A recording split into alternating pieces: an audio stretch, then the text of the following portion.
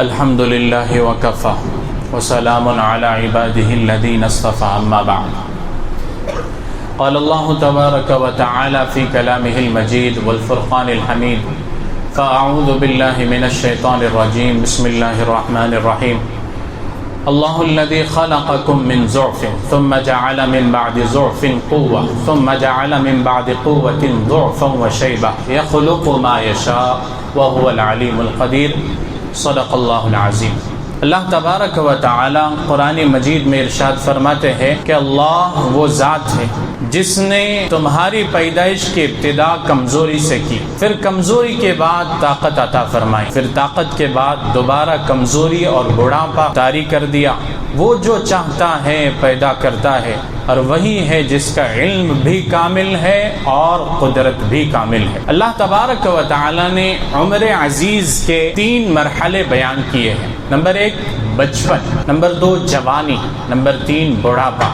ان میں جوانی کا زمانہ درمیان میں آتا ہے جس سے اعتدال کی طرف اشارہ ہے، کیونکہ بچپن میں شعور نہیں ہوتا ہے اور بڑھاپے میں قوت نہیں ہوتی ہے، طاقت نہیں ہوتی ہے، جبکہ جوانی ان دونوں وصفوں کا حسین امتزاج ہے۔ شعور اور قوت مل کر ہی علم و عمل کی راہیں ہموار کرتی ہے۔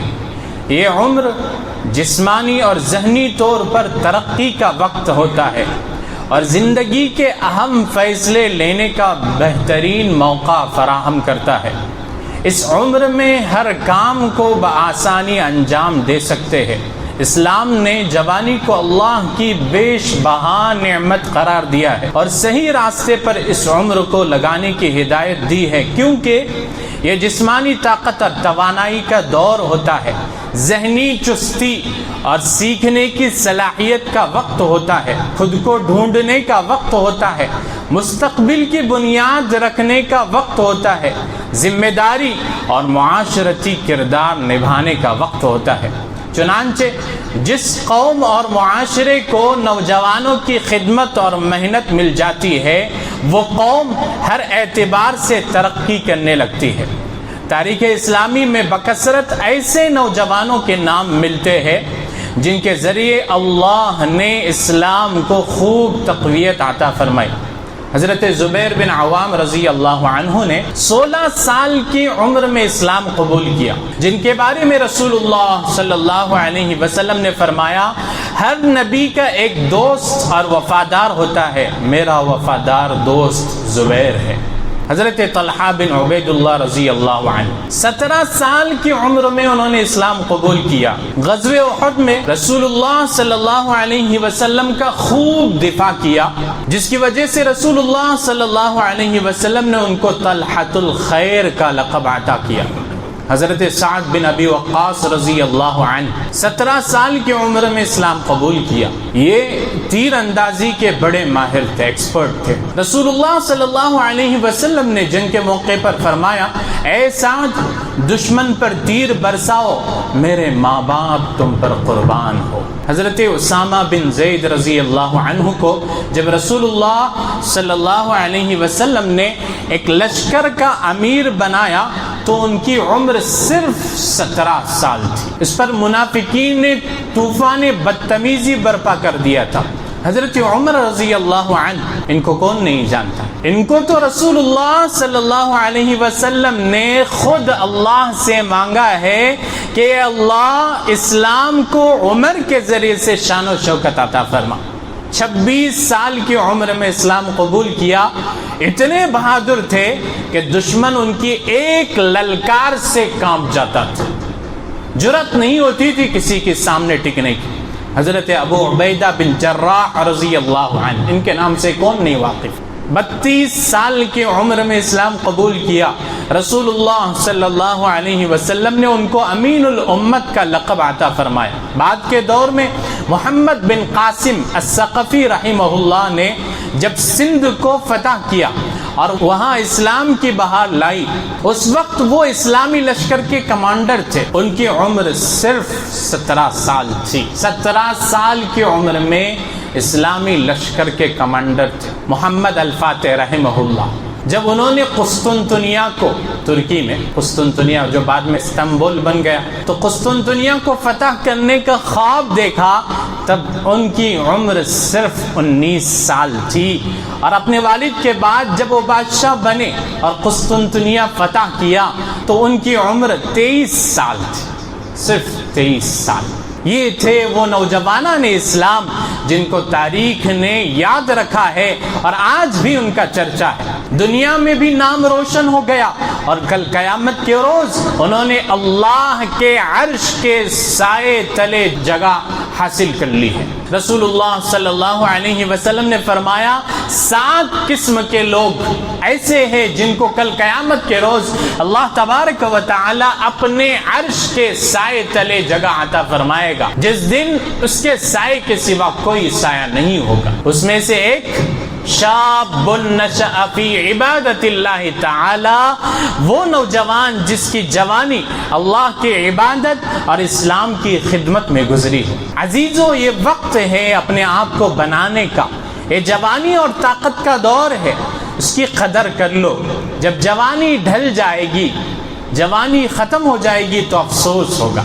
رسول اللہ صلی اللہ علیہ وسلم نے فرمایا 5 چیزوں کو 5 چیزوں سے پہلے غنیمت سمجھو، ان کی قدر کر لو۔ جوانی کو بڑھاپے سے پہلے، صحت اور تندرستی کو بیماری سے پہلے، مالداری کو غریبی سے پہلے، خالی اوقات کو مشغولیت سے پہلے، اور 5ویں ہے زندگی کو موت سے پہلے۔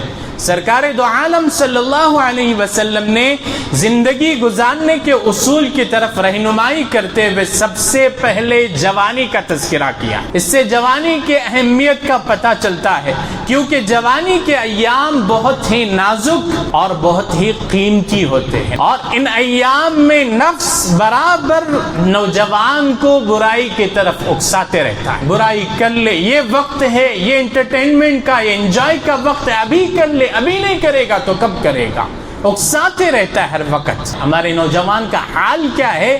ہمارے نوجوان کا وقت کہاں بیتتا ہے، کہاں گزرتا ہے؟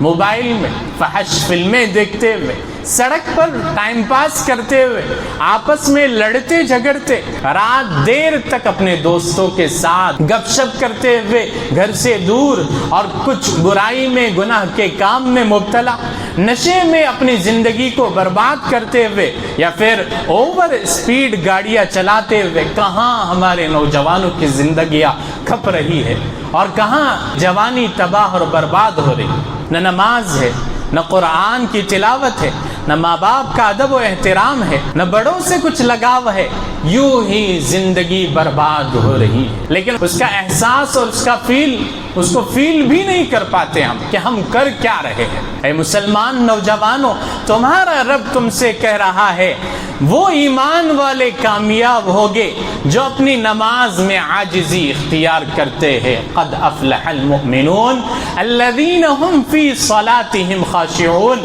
جو بے فائدہ باتوں سے دور رہتے ہیں، جو زکوٰۃ ادا کرتے ہیں، جو اپنی شرمگاہوں کی غلط جگہوں سے حفاظت کرتے ہیں، زنا سے بچتے ہیں، غلط طریقے سے بچتے ہیں، گناہ میں ملوث نہیں ہوتے۔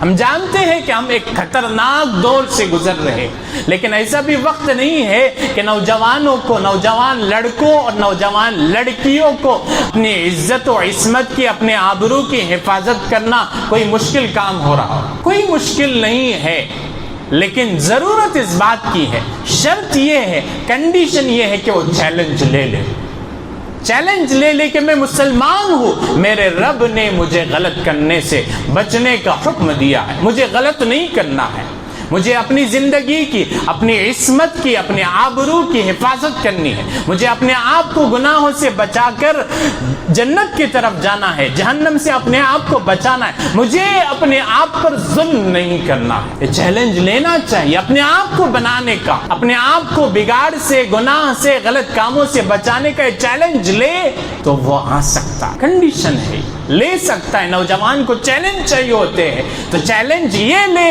کہ اب سے میں غلط نہیں کروں گا، فحش فلمیں نہیں دیکھوں گا، نشے کی طرف نہیں جاؤں گا، برے دوستوں کے ساتھ نہیں بیٹھوں گا، گالیاں نہیں دوں گا، گانے نہیں سنوں گا، یہ چیلنج اگر لے گا تو اللہ تبارک و تعالی بھی ان کامیاب لوگوں میں شمار کرے گا۔ اب بھی وقت ہے جاگنے کا، وقت ہاتھ سے نہیں گیا ہے۔ رسول اللہ صلی اللہ علیہ وسلم نے فرمایا قیامت کے دن بنی آدم کے قدم اپنے پروردگار کے پاس سے اس وقت تک ہٹ نہیں سکیں گے جب تک کہ اس سے 5 چیزوں کے بارے میں سوال نہ کر لیا جائے۔ نمبر 1، عمر کو کہاں ختم کیا۔ نمبر 2، جوانی کو کہاں کھپایا۔ نمبر 3، مال کہاں سے کمایا۔ نمبر 4، جو مال کمایا اس کو کہاں خرچ کیا۔ اور نمبر 5 ہے جو کچھ وہ علم رکھتا تھا، جو کچھ تو علم رکھتا تھا اس پر عمل کتنا کیا۔ اس وقت ہم اپنے رب کریم کے سامنے کیا جواب دے سکیں۔ اسی لیے ضروری ہے کہ اپنی زندگی کو، اپنی جوانی کو، اللہ نے یہ جو عظیم اور بے انتہا عظیم جو جوانی کی دولت عطا فرمائی ہے، جوانی بھی ایک دن ڈھل جائے گی۔ اللہ تبارک و تعالی نے جیسے آیت میں فرمایا کہ اللہ نے تمہیں کمزور، تمہاری ابتدا، پیدائش کی ابتدا کمزوری سے کی، پھر تمہیں طاقت عطا فرمائی۔ اب طاقت کا دور ہے، اس کے بعد یہ طاقت ڈھلتے جائیں گی، ختم ہوتے جائیں گے، زوال ہو جائے گا اور بڑھاپا آ جائے گا، کمزوری آ جائیں گی۔ اس وقت ہاتھ ملتے رہ جائیں گے، افسوس کرتے رہ جائیں گے، لیکن کچھ نہیں کر پائیں۔ ابھی طاقت کا دور ہے، ابھی اللہ نے جو نعمت عطا کی ہے اس کی قدر کرنا ہے، اس کو سیریس لینا ہے اور اس کو کام میں لانا ہے، کچھ کرنا ہے، یہ سوچنا ہے کہ مجھے کچھ کر کے جانا ہے۔ اللہ بھی راضی ہو، دنیا بھی بیمنان ہو، جیسے ہمارے بڑوں کے نام ہیں۔ جوانی کے دور میں انہوں نے بڑے بڑے کام کر کے چلے گئے، تاریخ اب بھی ان کو یاد رکھتی ہے۔ ویسے ہمیں بننا ہے، اور یہ بننا کب ہوگا؟ جب ہم جوانی کی حفاظت کریں، اللہ کے احکامات پر زندگی گزاریں گے، اپنی من مرضی نہیں، رب کی مرضی کے مطابق اپنے آپ کو ڈھالیں گے، کسی اور کو نہیں، رسول اللہ صلی اللہ علیہ وسلم کو فالو کریں گے، ان کو اپنا آئیڈیل اور آئیڈل بنائیں گے، ان کو اپنا نمونہ رسوا بنائیں گے، تب جا کر ہماری زندگی کی ٹرین ٹریک پر آ جائے گی۔ ورنہ ہر طرف گمراہی، ہر طرف بہلاوا پھسلاوا، ہر طرف بہکا کر غلط راستے کی طرف لے جانے کے سب طرف دھندے پھیلے ہوئے ہیں۔ اللہ تبارک و تعالی ہم تماموں کو ان باتوں پر عمل کی توفیق عطا فرمائے۔ وآخر دعوانا ان الحمد للہ رب العالمین۔